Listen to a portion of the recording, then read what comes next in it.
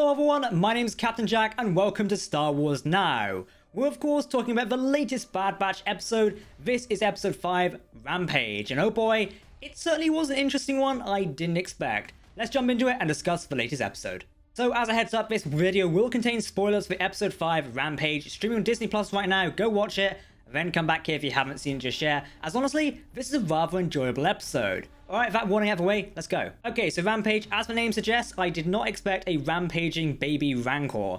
Yeah, that was something I didn't see coming in this episode. This episode, I thought would be another sort of filler one or a bit of a gap one, but honestly, pleasantly surprised. It filled out rather well. Obviously, we know Fennec Shand, the bounty hunter, is hot on the tails of the Bad Batch, aka Clone Force 99, and is hunting down not only them, but also Omega or Amiga as well, and trying to track them down. So they sort of abandon their plans of laying low in the galaxy and head for the planet of Ord Mantell. Now, Ord Mantell is a planet referenced many times throughout the Star Wars universe. I think you can visit it in Star Wars The Old Republic and a few other games as well. Always good to check out these legacy planets, I guess you can call them, and actually go there and visit them as well. I love that aspect. We also treated Zygerian slavers as well, and there's a great little reference in this episode about the Battle of Cordova, or Cordado I believe it is, the planet where the slavers held Anakin, or held Obi-Wan Rex, and then Anakin came and saved them in the Clone Wars episode. This is of course the episode where Plo Koon brought the Wolf Pack, and they saved the Torgota slaves essentially, and returned them home. Honestly, great episode, and I think one of my favourite Clone Wars battles when the Clone Force or the Wolf Pack turn up and save the day of their like Arctans and like the Jump Troopers, etc. Really good episode, and we see Anakin taking everyone on. But great having that reference. But back to the Bad Batch. Obviously, this episode, there's banning of plans of laying low and head out to visit an informant and take on a job. We see Sid, who's a Trandoshan, yeah, I think it's Trandoshan, and also we're treated to not only another cameo of Bib from Jabba the Hutt's palace as well.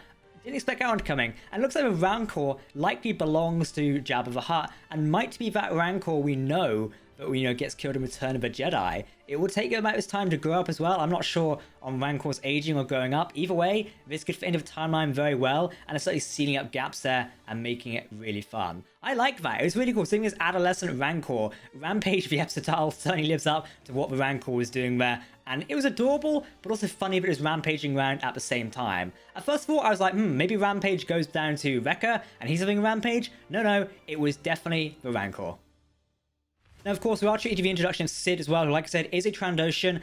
They're voiced by Rhea Pullman. Now, the Trandoshan bar owner does eventually reveal evidence on who Fennec Shand is. She informs Hunter, who's the team's lead, obviously, that Fennec Shand is Fennec Shand, and she's been hired by somebody outside of the guild in a way via direct commission. So not been through the Bounty Hunters Guild. We're referencing a lot of Mandalorian aspects here with the Bounty Hunter Guild, and also I'm surprised we didn't get a reference with chain codes or stuff like that reference. I thought that might be a thing they could throw in here, because the Mandalorian episode 1 and 2 made that very clear, or at least the pucks as well. I thought we'd try and chuck that in. Obviously not. It would have been a good little bit if they wanted to include it, but I guess right now it's something that's not really being done. Either way, it was really cool to get a reference to the Bounty Hunters Guild as well. We know it's a big organization inside the Star Wars universe, and it's been roaming around for quite some time.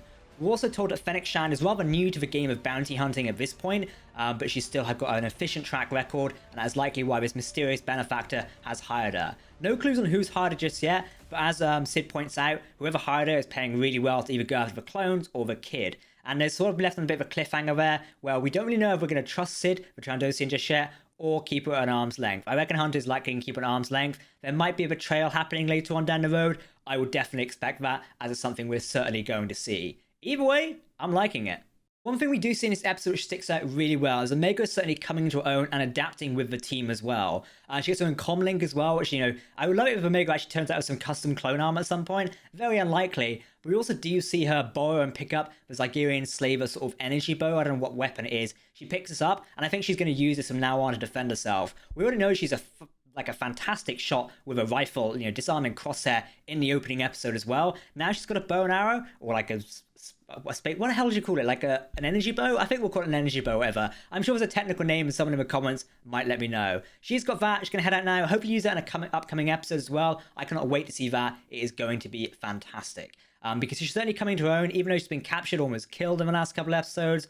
I think she's adapting rather well. When our Zygerian slavers board the ship, she knows to evacuate and run away, then link up with Bad Batch later on when she lets out Muchi, or Munchie, or whatever it's called, and lets the Rancor free, and it wreaks havoc among the Zygerian slavers or base of operations. Really cool to see how she's adapting, and the character development of Omega is growing really, really well. Speaking of character development, I think it's well evident at this point that there's definitely a problem with Wrecker.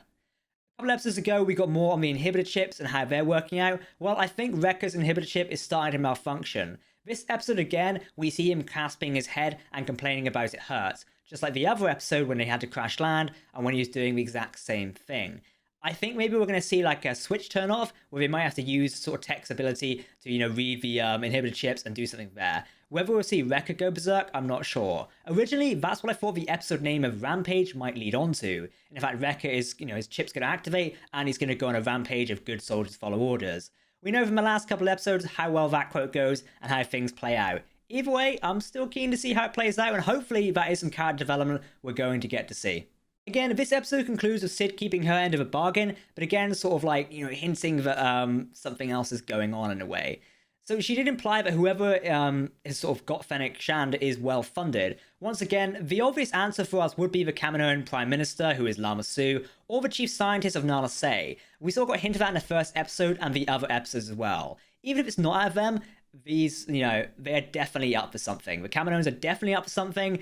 Whether after Omega, we don't know, because they could be trying to recover Jango Fett's DNA. Some people have theories it's maybe Boba Fett trying to recover his father's DNA. I wouldn't think so at this point, because Boba Fett and Fennec Shand shouldn't have met each other. I believe in The Mandalorian Season 2, Fennec Shand makes reference that Boba Fett saved her. I don't think this is a meeting just yet. Likely they meet at a later date.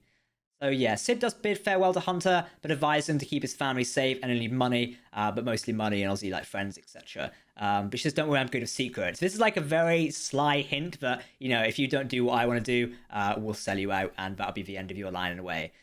Either way, it's going to be looking really interesting. I'm excited for the next couple episodes. The Bad Batch is definitely heating up right now and it is being fantastic. If you're not watching it yet, A, why are you still here? And B, definitely go and watch it. Very recently, the Kind of Brothers, who make the music for the Clone Wars and the Bad Batch and many Star Wars animated shows, did tweet out they were scoring the last episode of the Bad Batch, and apparently it is very emotional. So whether something's going to happen in the end, I think it's a given. A lot of people are theorizing whether there's going to be a Vader-esque thing right now. We don't know. Either way, it does look like the ending of the Bad Batch is going to be very emotional for sure. I'm hyped for it. So far, the series is definitely keeping me entertained. I cannot wait for Captain Rex to turn up as well. I think when he does, we're going to be in for a treat, and many other cameos as well. It is certainly something I'm looking forward to. Alright everyone, I've been Captain Jack here on Star Wars Now. Don't forget to hit that subscribe button to keep up to date of our latest Star Wars The Bad Batch reviews and many more things from the Star Wars universe. Like I say, I've been Captain Jack, thanks for watching, and may the Force be with you.